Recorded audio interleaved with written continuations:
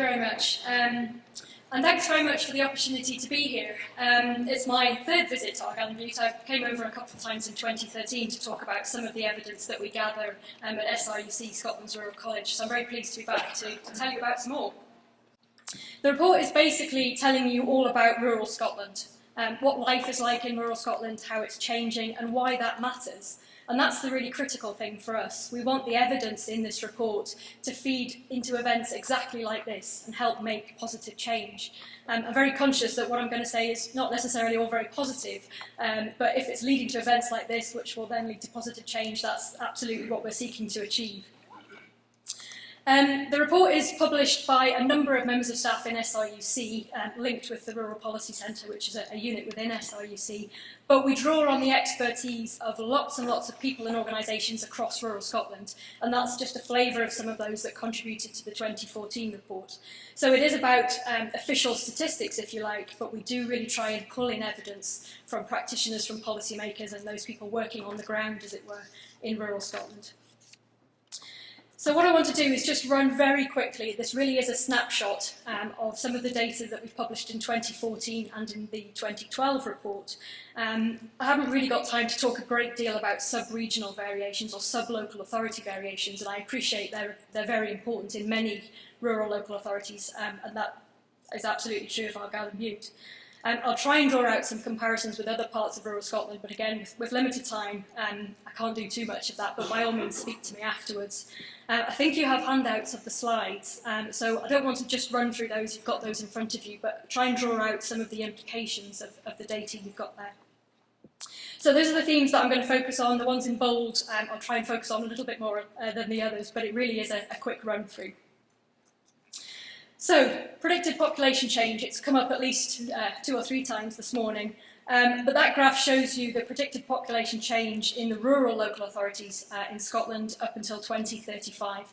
Now, bearing in mind, and I absolutely agree with the caveats on population projections, Argyll and Bute down there with a declining population of about 7.2% in the next 20-year period, only worse off is the Western Isles, and that's mainly due to negative natural change, so in other words more people dying than being born. If we look at the predicted change in the working age population, you can see Argyll and Bute and Dumfries and Galloway stand out as being the worst, if you like, in terms of predicted change in that particular part of the population, again based on projections. So we're talking about around about a 14.4% decline in the working age population. And you can compare that to East Lothian, for example, 28.6% growth, Perth and Kinross, over 32% growth. So quite big differences between some of those local authorities. If we look at the next 2 maps, the one on the left is pensionable age population. And actually, Argyll and Bute doesn't stand out as being one of the rural local authorities that will have the biggest increase in its pensionable age population, but that's largely because that part of the population is already quite big. So it's not predicted to grow hugely in comparison to some of the other areas.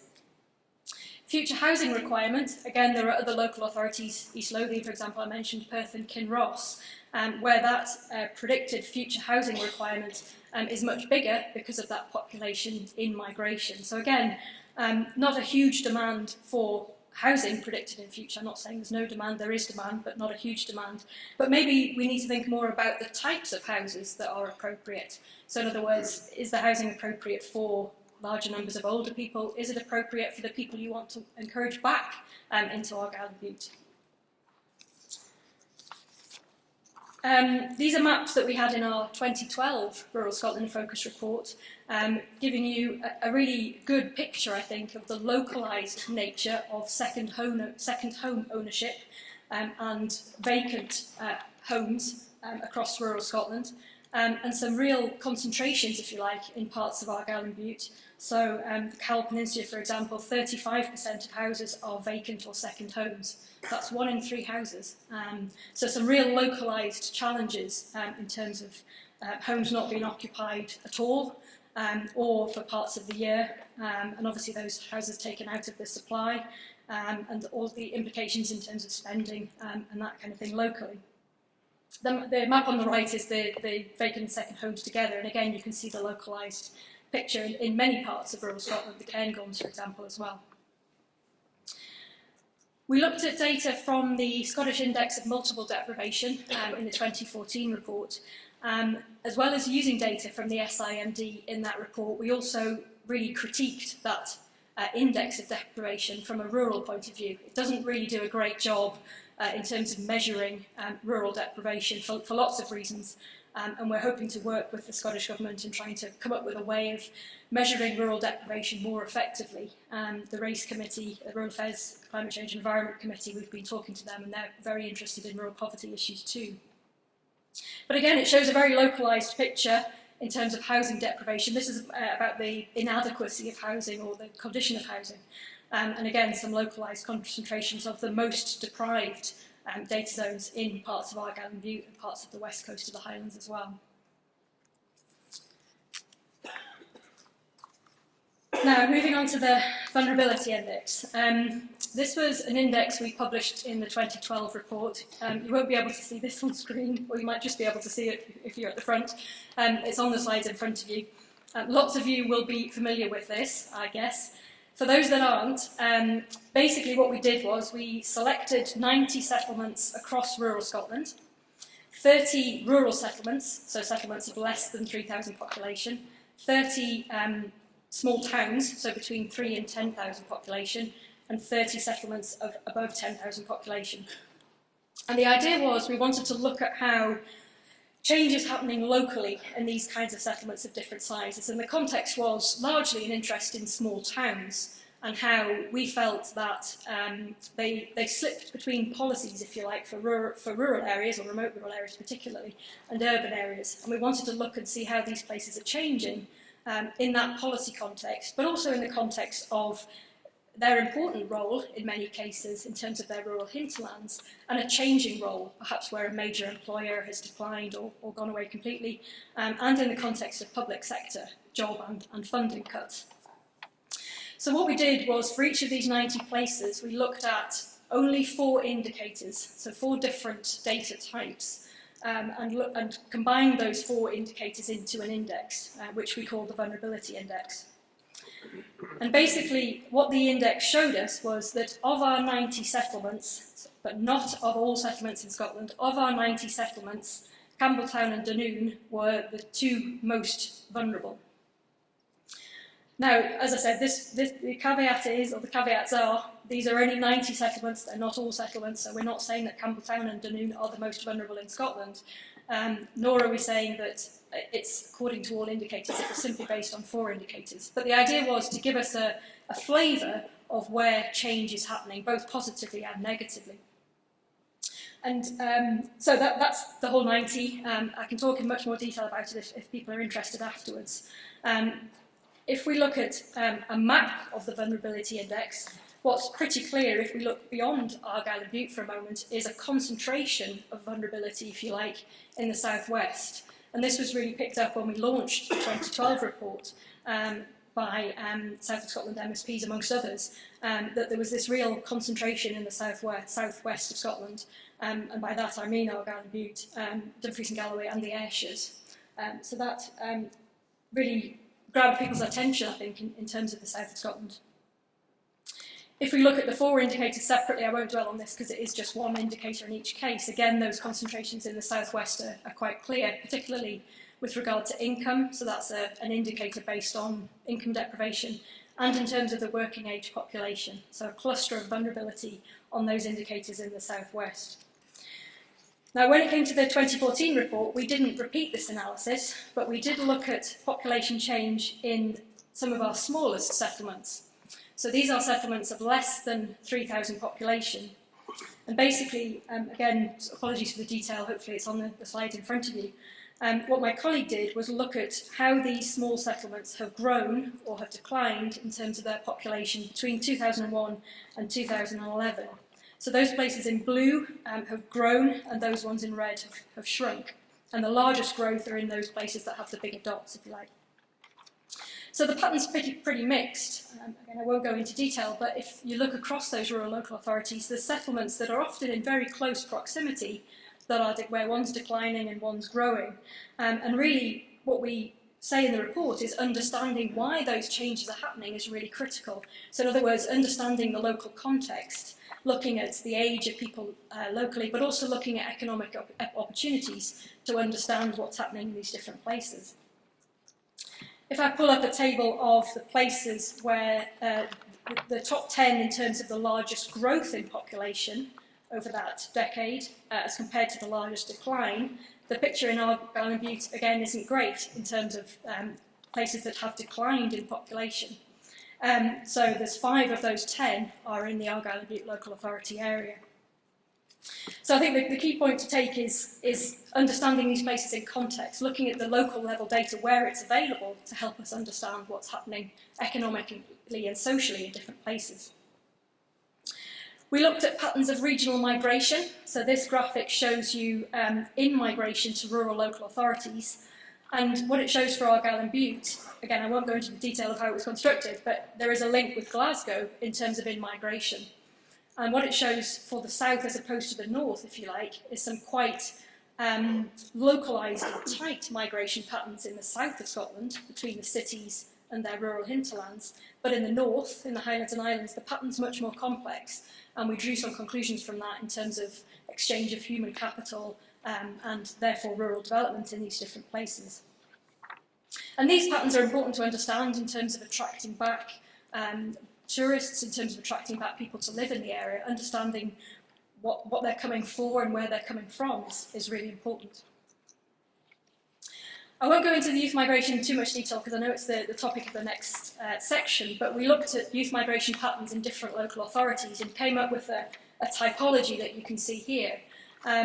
What we can see for Argyll and Bute is that there are lots of people leaving at age 17 and 18 and a very, very small return migration, positive return migration at ages 21, 26 and 30, which are the 4 age groups we looked at.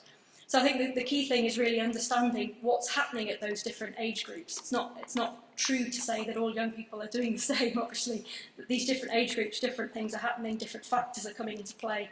And I've spoken to, I think, at least 3 people today who are from this area originally, who've moved away and have come back, often for family ties. And I think understanding those kinds of relationships are really important in terms of thinking about these migration patterns. Just very briefly, in terms of employment, we looked at patterns of self-employment. So on the left there, proportions of people self-employed, again, high for particular parts of this area. We look at working hours on the right-hand side, the blue shading in the middle for Central Belt. Basically, we're working less hours in the Central Belt. We're a bunch of slackers. Rural Scotland works much harder, but again, some quite localised patterns in terms of long working hours. Linked to that, we looked at which sectors people are working in, and this maps are slightly different to the ones in your handout. Apologies, there's a mistake in those, but managed to correct it here. But basically, agriculture remains very important in parts of Argyll and Bute, and the tourism sector is very important. You can see on the very far right map there in this arc around the north and west in the Highlands. We looked at the survival rate of private sector businesses. This is local authority level data, so it doesn't give you a picture of the sub-regional variations. But Argyll and Bute does slightly worse, if I can put it that way, in terms of the survival rate of businesses. Approximately 46 to 48% survive to 5 years. But it'd be really interesting to look at that sort of data at lower level if we can. In terms of the third sector, in the 2012 Rural Scotland Focus Report, we looked at charities, numbers of charities per head. Rural Scotland does pretty well in terms of this sector. So lots going on in terms of charities. Lots going on in terms of volunteering. So again, the Highlands, it's difficult again because the data's at local authority level, but the Highlands comes out fairly well in terms of levels of formal volunteering. And it's interesting to think about that sort of reliance or importance of the charities and volunteering sector in the context of the long hours that people are working, but also in the context of public sector cuts where we might be wanting to rely on these kinds of organisations much more. I'm not going to say too much about broadband because it's been covered elsewhere this morning, so I'll move on. I've got much time. Fuel poverty was a big issue in the 2014 report. What we argued basically is that the challenge of rural poverty, as well as there being a problem measuring it, because it's often hidden, but it tends to fall in a gap between rural policy and between anti-poverty policy. What we looked at specifically was fuel poverty, and the graph shows you that almost 60% of households in Argyll and Bute, where the highest income householder is aged 60 or over, are living in fuel poverty. So that's nearly 2 out of every 3 households living in fuel poverty, where that highest income householder is 60 or over. And the proportion for younger households is 22, so still 1 in 4 living in fuel poverty. So just to conclude, I've tried to summarise the key parts of that evidence on this slide. I think I would wholeheartedly agree with Alistair Carmichael, who was talking about bringing young people back rather than stopping them going. And I think that's where the importance of understanding migration networks comes in, understanding why people are coming back and where they're coming back from. Obviously, some vulnerability in terms of key settlements, both at the town level and at the level of those smaller settlements that I talked about, less than 3,000. Some evidence that the economic base is quite narrow, and again that's been mentioned, so some questions about how to diversify that. A good story in terms of charities and volunteering, but what about the pressure on those volunteers that are involved, and the challenges of fuel poverty? Just very finally, in terms of our conclusions, in 2012 we said that the evidence we have in our report suggests that rural Scotland is different from urban Scotland. It's certainly not separate from urban Scotland, there are huge linkages, and it shouldn't be privileged, but it's certainly different. And therefore we need to make sure that national policies are tailored as far as possible, and that being fit for purpose, that tailoring is absolutely a necessity, not a luxury. We've built on that in 2014 to say actually what we need is a vision and a strategy for rural Scotland. We've got strategies out there, we've got the land use strategy, we've got forestry strategy, but we haven't got an overarching strategy for rural Scotland with a set of indicators and ways of measuring that, and that's really important. And we suggest that it needs to be underpinned by those principles that are there on the slide. We had an event yesterday for around about 100 stakeholders to try and move forward with that vision and that strategy. We had a panel of MSPs in the evening talking about all the issues that have come up this morning, whether it's broadband, local governance, economic diversification, low carbon issues as well. So by all means, feel free to contact me if you would like any more information about the report, and particularly about that vision and strategy work that we're doing, because we'd very much like to hear from you. Those are my contact details and the website, in case you'd like to have a look for more information about the report. Thank you.